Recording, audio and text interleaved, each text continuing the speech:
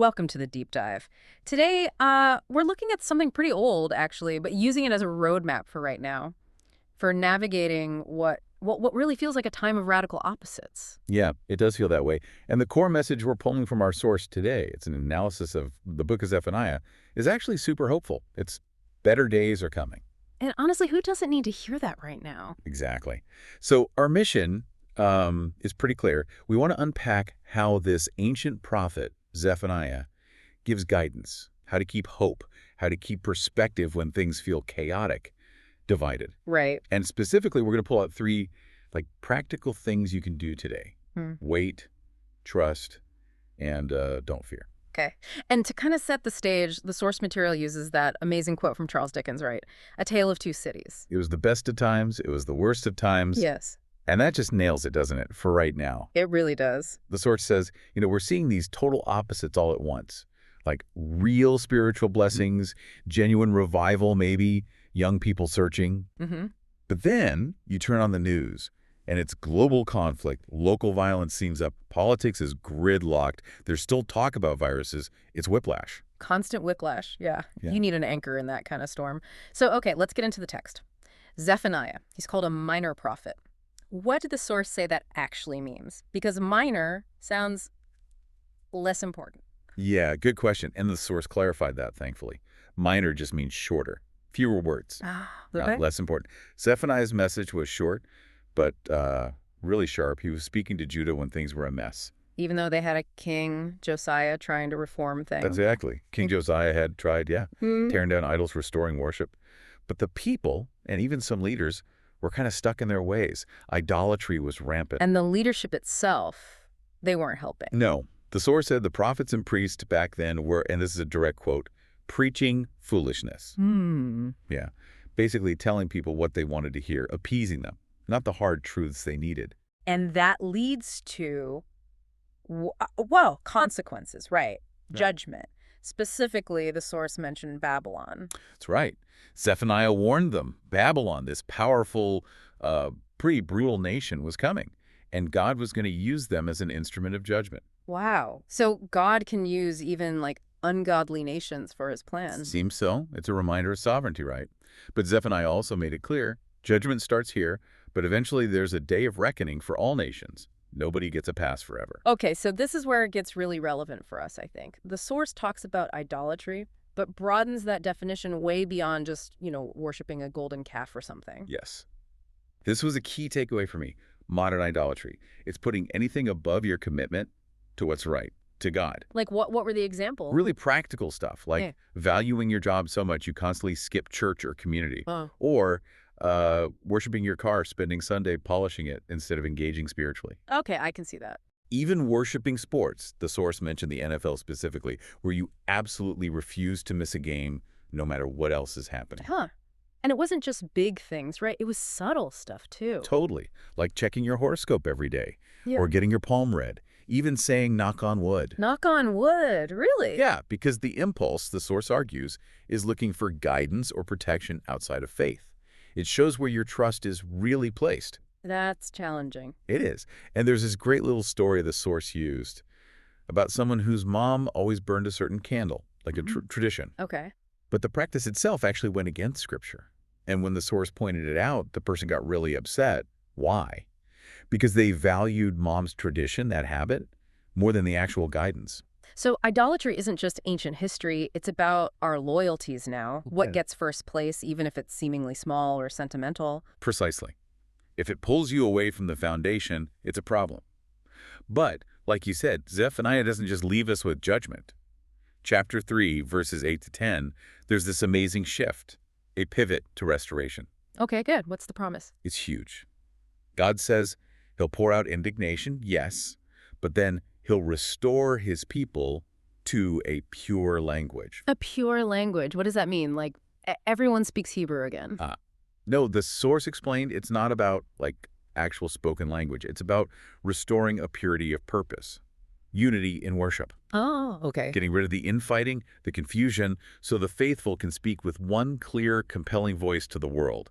It's about unity. Which connects directly to what the source called the current crisis, right? The body of faithful people being splintered. Exactly. It's a major problem. Yeah. The source pointed out how just using certain labels today, evangelical, charismatic, whatever, can immediately put a sour taste in people's mouths. Yeah, you see that instead of drawing people in, the labels themselves can push people away because of all the baggage and fighting associated with them. Right.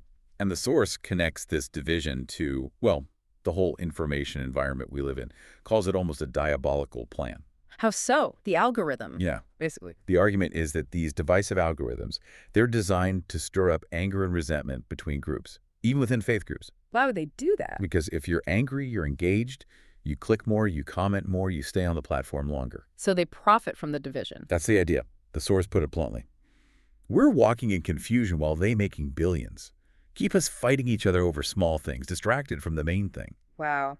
Okay, beyond division, Zephaniah also hits hard on pride, right? Verse 3.1 on says, God will remove those who rejoice in your pride. The source talked about a hearty spirit.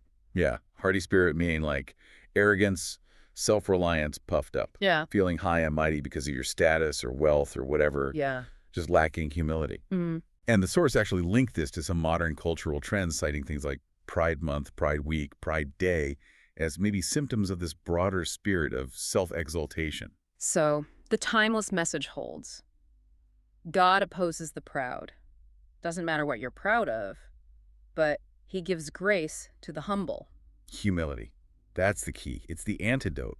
And that leads perfectly into who's left after the proud are dealt with. It brings us to the remnant, Zephaniah 3.11. The remnant, who are they? What defines them? They're described as meek and humble people. And crucially, they shall trust in the name of the Lord. They don't do wrong. They don't speak lies. They're the faithful few, defined by character and trust, not numbers. And the source used that great story about Elijah, right? To show they're not actually alone, even if it feels like it. Oh yeah, the Elijah story is perfect. He's on the mountain, just face down the prophets of Baal. He's exhausted. Jezebel wants him dead, and he thinks, I'm the only one left. Yeah, total despair. But God tells him basically, nope, I've got 7,000 people who haven't bowed to Baal. Wow, 7,000. Right, it's that assurance. Even when things look overwhelmingly bad, there's always this remnant, this quiet community holding fast. You're not alone. And that favor, that protection for the remnant isn't just abstract. The source gave some really personal stories. Yeah, showing it plays out practically. Like needing a specific signed book, it's the last one, and suddenly a manager steps in, says, that's my boss, and make sure he gets it. Little miracles. Kinda. Or needing food, just sensing it's nearby, and then bumping into someone who insists on taking care of it. It's not just luck. It's presented as, like, active divine favor. And the boat story. That's a classic. Disciples freaking out, boat filling with water. And Jesus is asleep. He wakes up and basically asks, why are you scared? Why you think I'm going to let you drown when I'm in the boat with you? Exactly. His presence changes everything. And that's the stance of the remnant. They won't be moved. They won't fear. They won't shrink back, no matter what the economy is doing or who's in power. Okay, that steadiness, that lack of panic.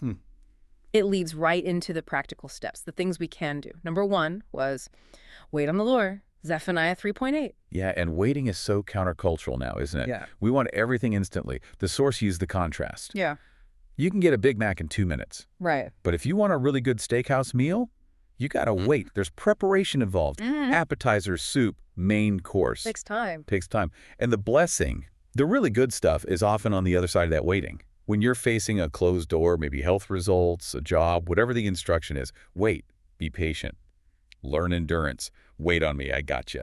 That endurance, that waiting, makes the next step possible, doesn't it? Step 2, trust in the name of the Lord, from Zephaniah 3.12. Absolutely. Trust is the guardrail. Because when things get really tight, when the money runs out, when you can't see a way forward, that's when temptation hits hard. Temptation to do what? To get manipulative, the source said. Or to compromise, to go back to old, maybe destructive ways to make ends meet. The source even asked, like, would you go back to selling weed again? Or hitting the club for money? It's that pressure point. Wow, yeah. Trust means holding firm then, even when you don't see the provision. That's like the roller coaster analogy the source used. Okay. You go way up, seems great, then you plummet down, terrifying. But you stay strapped in, right? You trust the ride is designed to get you back safely in the end. So the ups and downs, even the scary ones, are part of the ride. But ultimately, we win. Provision comes. That's the promise. The trust guarantees the destination, which leads to the final action. Do not fear. Zephaniah 3.16. Fear, the source said, is torment. Torment. Why that word? Because it's often about things that haven't even happened. Worrying yourself sick over stuff that, quote, never came to pass. It paralyzes you. Mm-hmm. Wasted energy. Totally. Yeah. And the Bible says God hasn't given us that spirit of fear, but of power, love, sound mind. The promise in Zephaniah is huge. The Lord is in your midst. The Mighty One will save. He'll quiet you with his love and rejoice over you with singing. That's beautiful. It is. And that presence, that knowledge, it's empowering. The source used the Lion King image, Simba's little roar getting laughed at by the hyenas, Yeah. until Mufasa lets out his real roar. Then they scatter. When the king, the Mighty One, is with you, in your midst, your posture changes. Yeah. You don't have to shrink back. Your backup is absolute. So wrapping this all up, when life feels like that Dickens quote, best of times, worst of times, split down the middle. The way through is these three things. Yeah. Wait patiently, trust steadfastly, refuse to fear, because you know who is with you, the Mighty One. That's the anchor. That's the anchor. And the source compared this remnant, the one who does this, to the wise builder. Built the house on the rock, not the sand. Invoking the three little pigs too, right? Yeah. Huh? Yeah, you might huff, you might puff, but you can't blow my house down. Your foundation matters when the shaking comes. Okay, that leaves us with our final thought for you, the listener. If the wolf can huff and puff but can't blow down a house built on rock, what's one specific practical thing you can do this week, starting now, to really anchor your soul in that promise of restoration, to make sure your foundation is solid rock, not shifting sand?